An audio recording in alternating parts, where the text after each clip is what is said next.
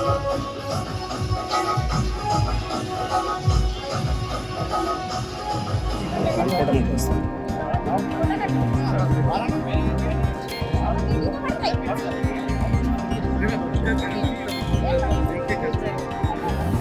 అందరూ కూడా, ముఖ్యంగా పార్టీగా మిత్రులందరూ కూడా హృదయపూర్వక నమస్కారం. ఎందుకంటే మీరు చాలా కష్టపడి ప్రతిసారి అన్ని విషయాల్లో మీరు సపోర్ట్ చేయడం, మీ యొక్క సోదరునిగా నాకు సహకరిస్తున్న తీర్పు నిజంగా రుణపడి ఉంటాం. అందరూ కూడా ఈరోజు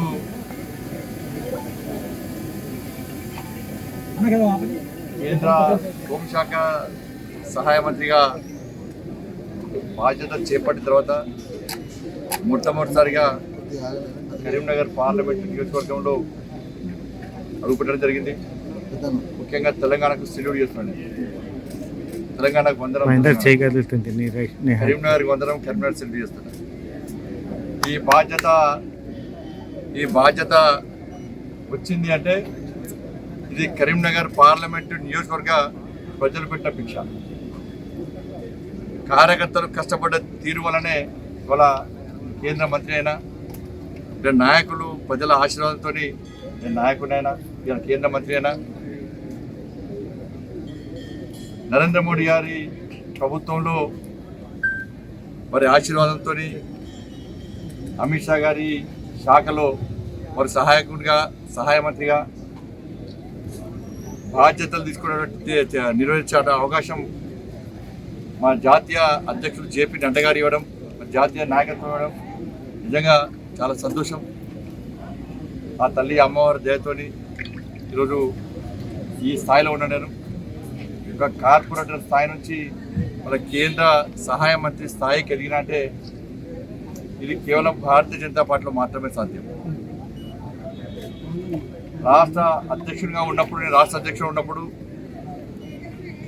ఈ తెలంగాణ రాష్ట్రంలో బీఆర్ఎస్ పార్టీ ప్రభుత్వం భారతీయ జనతా పార్టీ కార్యకర్తల మీద ప్రయోగించినటువంటి లాఠీ దెబ్బలకు ఇలా నాకు గుర్తింపు వచ్చింది. తెలంగాణ రాష్ట్రంలో బీఆర్ఎస్ పార్టీ మూర్ఖత్వ పాలన వ్యతిరేకంగా నా కార్యకర్తలు జైలుకు పోయిన సందర్భంలో దానికి గుర్తింపు నాకు వచ్చింది. నా కార్యకర్తల మీద రౌడీ షీట్స్, కమ్యూనల్ షీట్లు, గృహ నిర్బంధాలు చేసిన సందర్భంలో కార్యకర్తల వల్ల నాకు ఇలా గుర్తింపు వచ్చింది.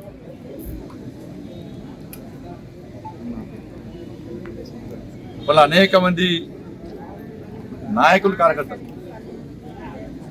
ఇలా ప్రజా సంగ్రామ యాత్ర చేపడుతుంటే దాదాపు 150 రోజుల పాటు వాళ్ళ కుటుంబాలకు దూరమై, వాళ్ళ సొంత పనులు పక్కబెట్టి, మోడీ గారి యొక్క ఆశీర్వాదంతో, మా జేపీ నడ్డా గారి యొక్క ఆదేశం మేరకు మేము తెలంగాణ రాష్ట్రంలో నిర్వహించిన ప్రజా సంగ్రామ యాత్రలో నా అడుగులో అడిగేసి ఇవాళ నాకు చేదోడు వాదోడున్నటువంటి ప్రజా సంగ్రామ యాత్రలో పాల్గొన్నటువంటి కార్యకర్తల యొక్క కష్టమే వాటి వల్లనే నాకు ఈరోజు ఈ బాధ్యత, ఈ గుర్తింపు వచ్చింది. అందుకే ఇది కార్యకర్తలకి అంకితం. ఈ బాధ్యత, ఈ పదవి కూడా కార్యకర్తలకి అంకితం. ఆ రోజు కార్యకర్తలు అంత అగ్రెసివ్గా కొట్టాడుకుంటే, కార్యకర్తలు జైలుకు పోకుంటే, కార్యకర్తలు లాఠీ దెబ్బలు తినకుంటే, కార్యకర్తలు రౌడీ షీట్లు భరించకుంటే ఈరోజు వాస్తవానికి గుర్తింపు నాకు వచ్చేది కాదు. కాబట్టి కార్యకర్తల యొక్క కష్టార్జితం వల్లనే ఈరోజు నాకు ఈ గుర్తింపు వచ్చింది.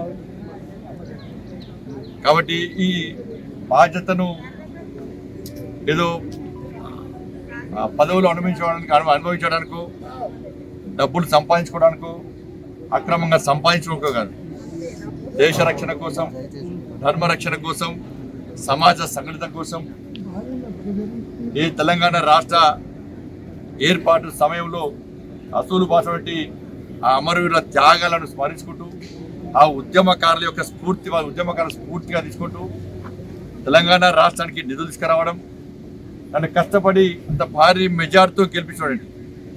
ఇది కరీంనగర్ నియోజకవర్గ ప్రజల యొక్క విశ్వాసాన్ని వమ్మియకుండా రాజకీయాలకు అతీతంగా కరీంనగర్ పార్లమెంటు నియోజకవర్గానికి నిధులు తీసుకురావడానికే, ఈ కరీంనగర్ పార్లమెంట్ నియోజకవర్గాన్ని అభివృద్ధి చేయడానికే ఈ కేంద్ర మంత్రి బాధ్యతను వినియోగిస్తా తప్ప వేరే రకంగా దీన్ని దుర్వినియోగం చేసే ప్రసక్తి లేదు. ఒక కమిట్మెంట్తో పనిచేసే కార్యకర్త నేను. సిద్ధాంతం కోసం నమ్మిన సిద్ధాంతం కోసం పనిచేసే కార్యకర్త నేను. పార్టీ కోసం, పార్టీ అభివృద్ధి కోసం పనిచేసేటువంటి కార్యకర్త నేను. ఇవన్నిటి గుర్తించిన తర్వాతనే ఇలా కేంద్ర జాతీయ నాయకత్వం ఒక మంచి అవకాశాన్ని ఇచ్చింది.